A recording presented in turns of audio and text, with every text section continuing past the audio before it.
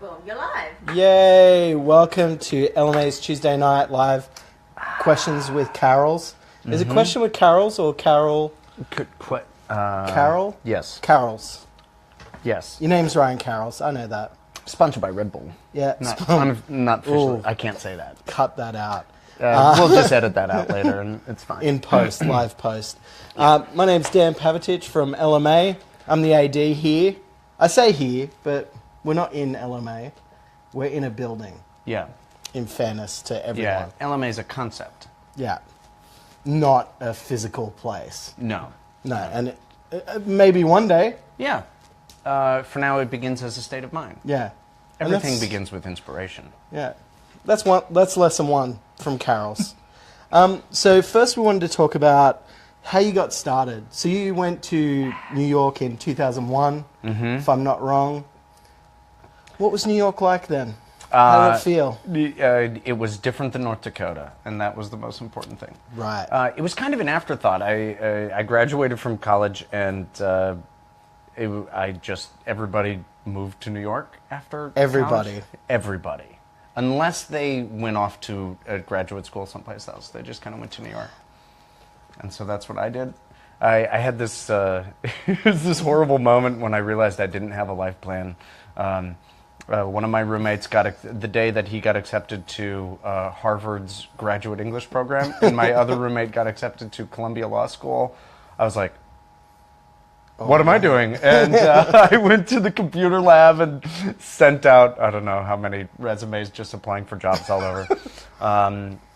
And I got a job in a .com, back in the .com boom. Oh, is that pre-crash? I think it is. Pre-crash. Beautiful. Just off that Y2K Oh, tail. yeah. Oh, yeah. Everybody's like, oh, we're fine. Y2K, that was no problem. We'll get venture capital, and everybody's going to be a millionaire in a few weeks. It didn't happen that way. Right. How long were you at the startup? Was it a sweet ride? It was great. It was there was a lot of life lessons, but I worked for a wonderful woman named Lauren Maris. Shout out, Lauren, if you're watching. Probably if not. You're out there, it's Lauren. like 4 in the morning in New York. And so she was great, and she's very supportive. She still comes to improv shows and stuff like that. So that's awesome. I worked there for a couple of years, and then I made industrial videos. When you say industrial, do you mean the music, industrial metal? Oh no. Or for the industrial industry? It's kind of a catch-all term for anything else that isn't broadcast. Right. So you worked on films that weren't broadcast. My greatest piece was a documentary sponsored by the United States Postal Service titled "The Secrets of Marketing Success of African American Entrepreneurs." Wow. How long did that go for? I held out there for just about, I think it was just shy of 2 years. And when I quit that job, that was the last full-time job I had, and it's one of my 2 happy places the day that I quit. That was, really? Yeah. That moment. Yeah. Again, a place that's a concept. Yeah. So we come back. I had a high bar to stand at because there were people, so like creative, it was a horrible place. Again, the owner of that company is not watching this. I can say 4 that for sure. Yeah, but like we had a creative director who got hired. It was his first day, and then at noon he was like, "I'm gonna go deliver a package to FedEx," and we're like, "Okay," and he never came back. That's like Dad going for the cigarettes, but the postal version. Yeah. In my 2 years there, I went through 9 creative directors. Wow. And did they all go out to send a package? Pretty much. Yeah. Yeah. So that happens. So that happened. And How do you find UCB in this milieu of experiences? I had a roommate of mine who was way into improv in college. She played with a team called Just Add Water. If there's any big Yale University improv fans out there watching, no, probably not. But it's a short form group there, and she was way into improv. And when she moved to New York, she bounced around to Chicago City Limits, which was the satellite school of Second City in New York at that time, and I think a couple of other weird little improv schools. And eventually she settled at the UCB, which was 2 years old at that point. Her name is Michaela Bly. She's director of education at the Moth. If people know Moth, it's a storytelling program. The Moth's out here as well. Oh, very cool. At least in Melbourne. Sweet. Yeah. So people know Michaela. Michaela Bly. She got me into it. She said, I think you'd really like it. And I said, okay. Because I had auditioned for a short form group in college, and it filled me with panic and anxiety, and it was not my strong suit. And I came to the UCB, and I started. My teacher was a guy named Armando Diaz, who now runs the Magnet Theater in New York, and at the time he was the head of the UCB school, and it was just totally different than short form, or my experience with short form, and I thought, oh, this is cool. This is it. And I was in class with people that I ended up being in levels 1, level 2, level 3, and level 4 with, and they're still great friends of mine to this day, and got really lucky just falling in with an awesome group of people, and it was wonderful. So, yeah, I stayed there. I had at that time, I had no desires to make improv my thing. But I was with a bunch of people who did want to make improv their thing, so I just, that kind of kept up the momentum. Wow. A lot of people have, I think particularly in Australia, that experience of doing short form and then maybe finding long form or adding long form to what they're doing. Do you remember that moment of this is different, and maybe what set it apart? Yeah, what set it apart was just the approach. Whereas in short form, I felt this pressure to come out and be funny. It was like, come out and say the funniest thing that you can. Yeah. And that was like,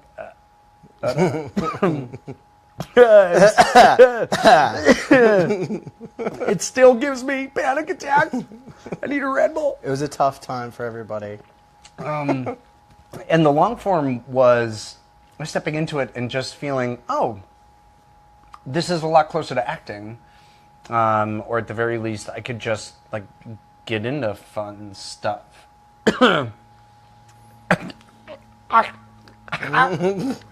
That's so sorry. Red Bull, we apologize. That was not improvised. That was. This is all real. That was true. Oh, I needed that. Yeah, clear the throat.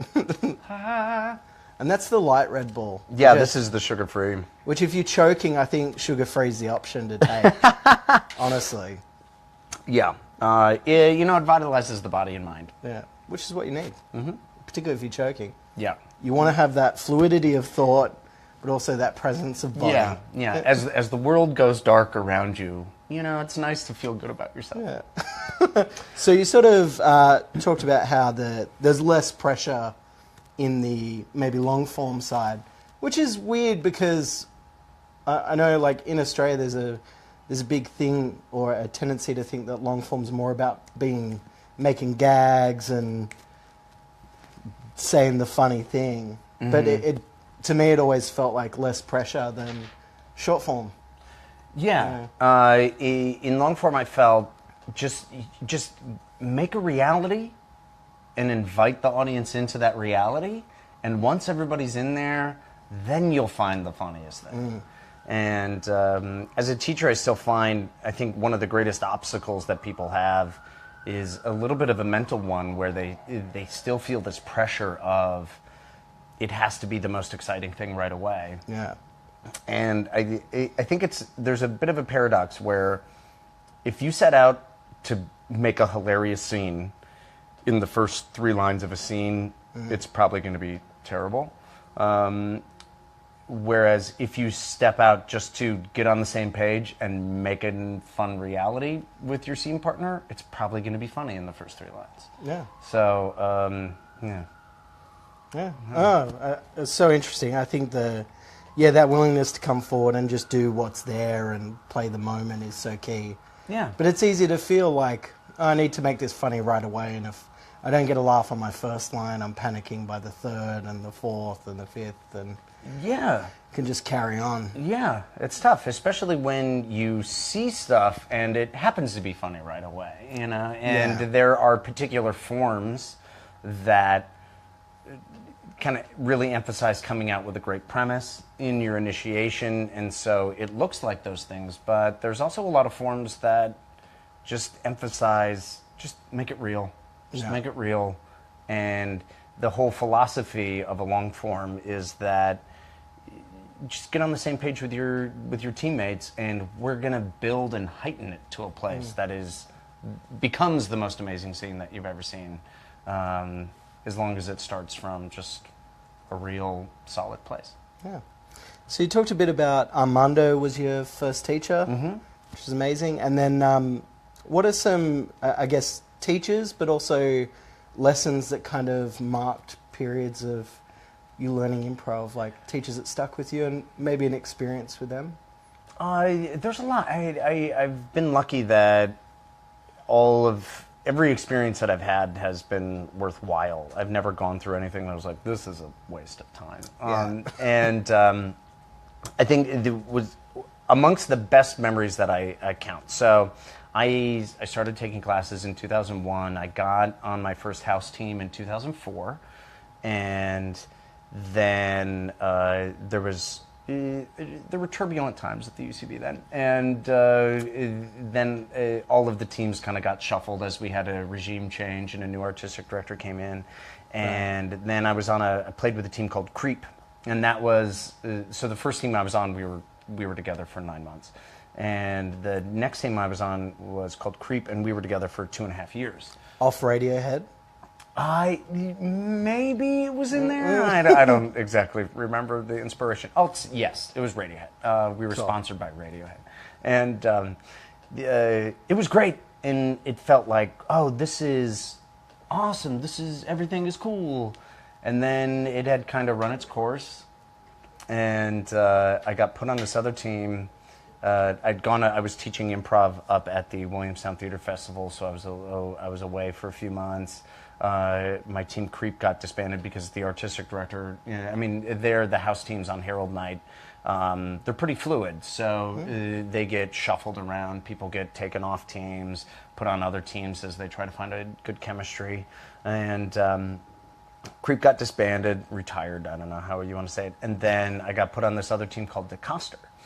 And I'm proud to say this was, I think, one of the greatest improv moments, because I can objectively say, and they're all people that I respect and admire, we were not good. Right. We were not good. We were not a good team. And like the shows weren't good, or the shows weren't good.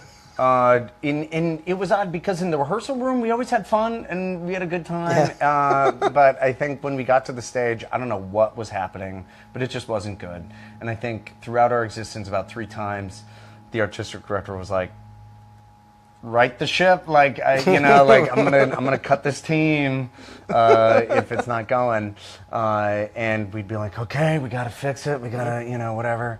And the first moment in that process, we were working with this guy Charlie Sanders. He coached us a couple times, who just spun things in a way that I hadn't heard yet, where we would get into ideas and he'd like stop it in the first 30 seconds and be like, are you having a good time? And we'd be like, no. And he's like, so what? Okay, do something fun. And we're all like, but this is the scene where I'm doing it. And so that was weird.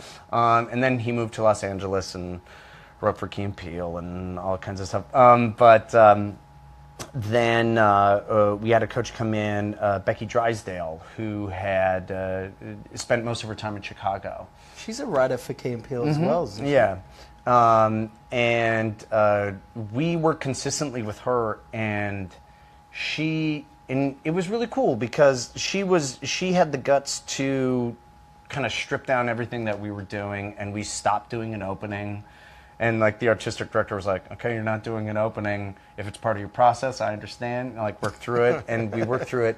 And eventually, DeCoster, we were doing awesome work. And we were doing lights out shows. And it was such a long journey to get there. And especially as a performer, because at that point, I had been playing on Herald Night for I don't know, 4 years, you know? Yeah, wow. And so it's weird to think how you're like, oh, I got everything figured out. Oh, we got everything figured out. And then it's like, no, it can still fail if you're not working together. There's still more levels of understanding to get to. And by the time DeCoster ended its run, we were doing, I think, and this isn't my opinion. I've heard this from other people, I swear. But we were verified. We were doing some of the best shows on Herald Night. Yeah, right. At that time. And then it was kind of a thing. One of our teammates moved to another team. One of our teammates went to Japan for a while, you know, so the whole team got disbanded. And out of that, the next team I was on was Grandma's Ashes. And we played on Herald Night for a year. And then we moved to the weekend. And we've been playing on Saturday nights for 5 years since then. Yeah, wow. So that was... Yeah, that's the whole journey, I guess. Yeah. We've been playing on that team longer than we've had regular shows, just to give a sense of scale. I might go to one of the questions from last week. This is from Michael Becker. Are there any real rules of improv? And when, if ever, can you break them?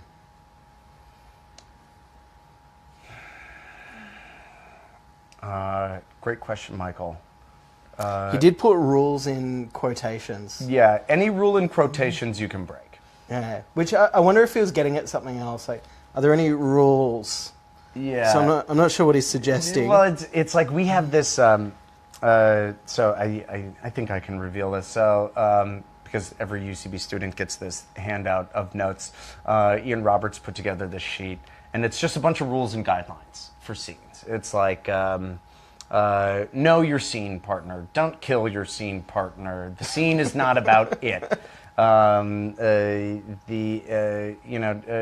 Agree or work in a peas in a pod sense. And play things real. Play things at the top of your intelligence.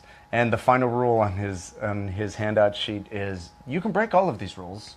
Just usually the scenes are better if you don't. Improv rules are kind of like life rules in that sense. So yeah, you can break every rule, except what you cannot break is support your teammate. If you're not supporting your teammate, the improv just doesn't work. And if you're supporting your teammates, you can do anything. And support each other. Support each other. Support each other, even when it's hard, even when it's crazy, even when you don't want to. And if you do that, it's going to be good. And follow the fun. That's the other one. Follow the fun. Yeah, great. Might move to our next question. So I just want to say congratulations. This is our most liked live video yet. Ooh. Yeah. High five. Thanks, Red Bull. I think Bull. I know the secret. So next question's from Jasmine Langdon. How do you turn a scene around when the players are stuck? Great question. The best thing you can do is shut up. Shut up. Just shut up. Shut up. If things are going weird, shut up and go to your environment. Just start doing something. That's one thing that you can do. Because at the very least, you will get back to an established reality and you will stop. It's like, at least you can take your foot off the gas. Yeah. Kind of that way. It's so easy to think that more words will fix it. Yeah, it never does. It's like spinning your wheels, you know. And if you just keep trying to talk yourself out of the problem, it's like it ain't gonna happen. And another old trick, everybody in the States is sleeping, so I can. Say whatever you want. Yeah, I could say it. The UCB used to have this trick where if things were like really desperate and they didn't know what was going on, they would have a cut the shit moment, where they would go, Can we just cut the shit and talk about what's really going on here? And that always works because it always gets back to the fundamental thing of an improv scene, which is how are we affecting each other? And it crystallizes that because a lot of times when people are getting off track, they are overly concerned about what is the scenario, what are we doing, what is the story, what is the plot of this scene, and none of that stuff matters as much as just the dynamic between the two people. So easy to lose track of that, and I guess like cut the shit is a great way to bring focus to the just one thing. Yeah. And then I think a last thing on top of that is, even beyond those things, and it kind of goes with shut up, I tell people to just kind of picture you, like your character, just picture real life, like you in that situation, whatever your character is doing, and just have a moment where you go, what would I do if I were in this? What, especially if it's a convoluted, weird kind of thing, just stop and go, okay, if this were me and I were here, what would I do? Yeah, I'm a monkey in space. Yeah. Surrounded by enemies. Yeah. And it's like, huh? Okay, I don't know what that is, but and then if you stop and go, what would I do? I don't know. Eat a banana. You know, I don't know. That's what monkeys do, right? They love frequently. Bananas. Yeah. Throw shit at somebody, you know, whatever. That's probably a great choice. Be fun. Yeah, don't shut up, actually. Keep talking. Pretend to pick up feces and throw it at other players. Yeah, especially in space, because... Zero G. Yeah, and now we get to figure out, like, what are the physical, you know, properties of that shit? Is it going to stick together? Is it going to... Or is it not?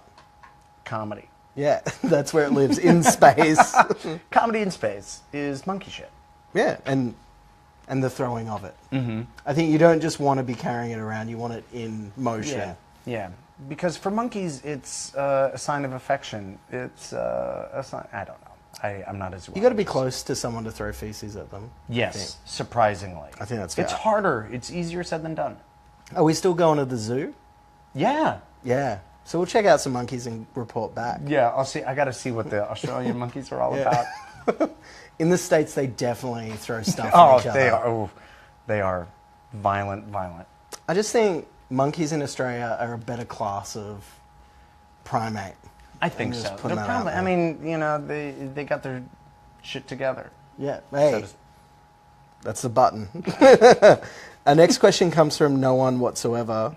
What are the 3 biggest mistakes improvisers make, and how do you avoid them? Don't get a credit card, I think, is number 1.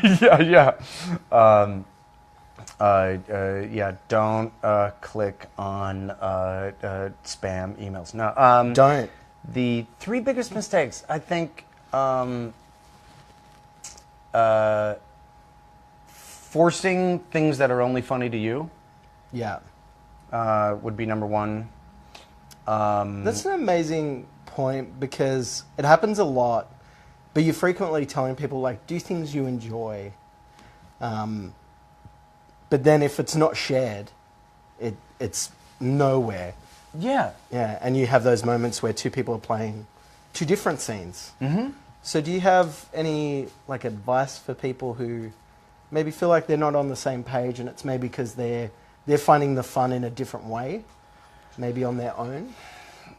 I think it's kind of a spiritual note that I have to convince people it's a trap to think, if I want to show my creativity, I need to show how awesome my idea is. Yeah. When the reality is, the way that you can show your creativity and demonstrate it is in how you support somebody else's idea. And that's where I see the quality of people. Because anything that you come out with is going to be hit or miss, frankly. Yeah. It might be an awesome idea. It might be crap. And this goes to everybody. I think any artist in the world, no matter if it's you're a singer, you are a painter, you are a sculptor, there's plenty of things that you do that you're like, no. Yeah, I'm not gonna show anybody this, right? It's kind of like there's a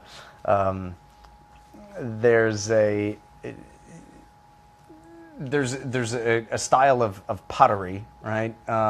Where in Japan where they like wrap the pottery in straw and then they bake it in an oven, right? And it's kind of just about seeing like, oh, what does the straw naturally do? How does that affect the thing when it's in the oven outside of my hands? And then they might make, I don't know. I don't know these people. I've only heard this secondhand. But after everything comes out of the oven, they're like, okay, well, this one's crap. This one's crap. This one's nothing special. This one's nothing special. This one is awesome, right? And I think ideas in improv scenes are very much the same. That a lot of the stuff that you do, it's like, it may be great, it might be not. But we're so myopic about our ideas and we get precious with our ideas that we think, oh, this has got to be it. It may be brilliant. Yeah. It may be crap. Yeah. Maybe right in the middle. Yeah, it may be right in the middle and just be, eh. Which I think is the most frustrating. Because it's one thing to have a bad idea. It's another thing to have an idea that's just not great. Mm-hmm. You know, but you got to play them all. Yeah. Yeah.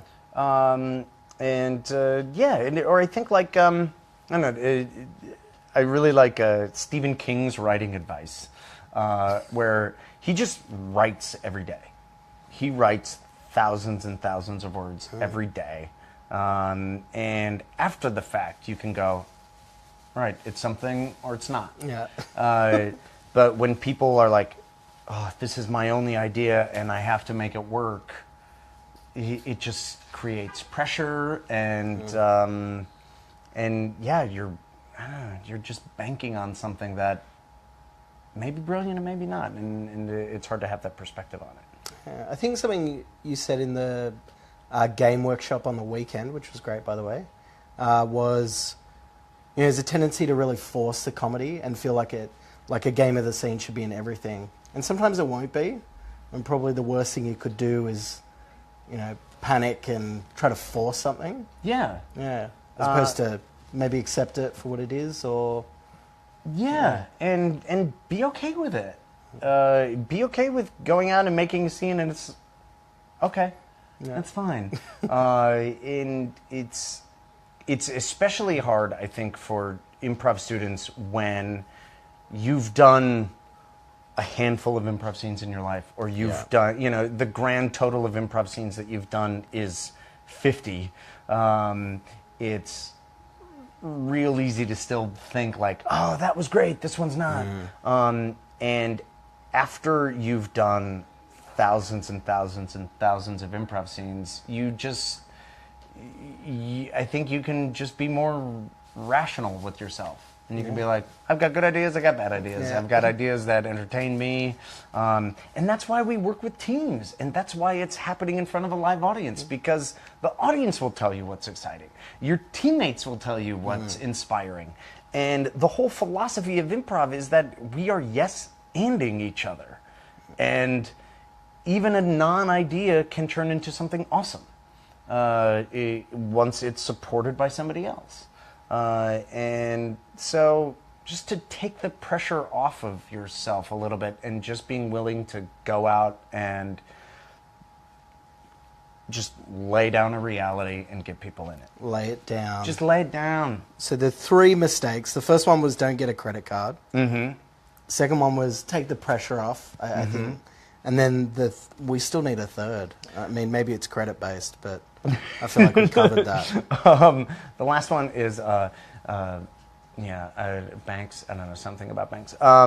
What I tell, I use, I don't know, is in Indiana Jones. People know Indiana Jones here. Yeah. They haven't responded, but this is the great dividing line. I'll talk about Indiana Jones, and this is where I realized the generation gap, because I've had a room full of students that was like, Indiana who? What are you talking about? And that's what I was, okay, I'm too old.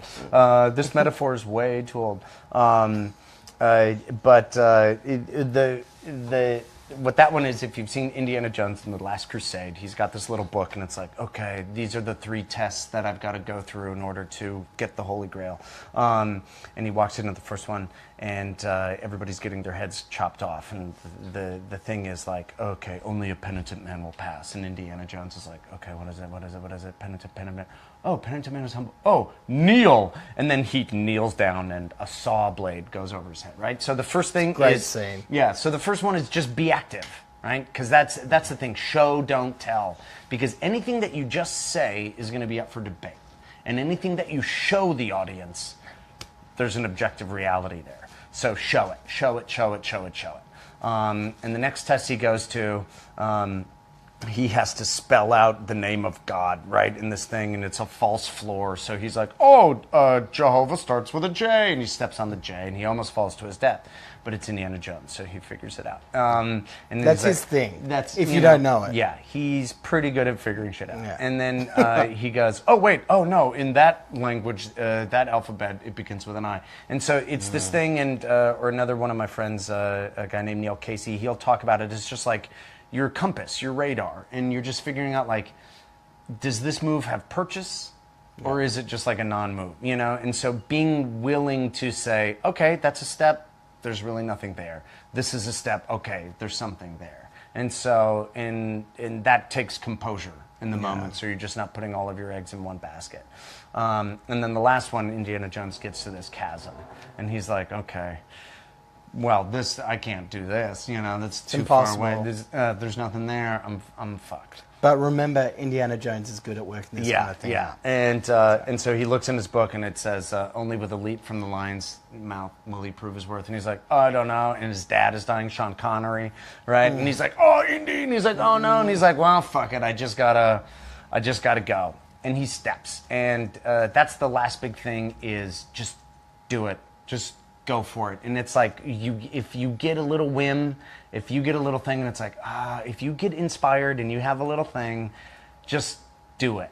Yeah. And the web of support that your teammates give you, that's your solid ground, right? And so, but it won't be there until you step out. You gotta step, and you gotta just try it. So I think those are really, like, the three big things: show, don't tell.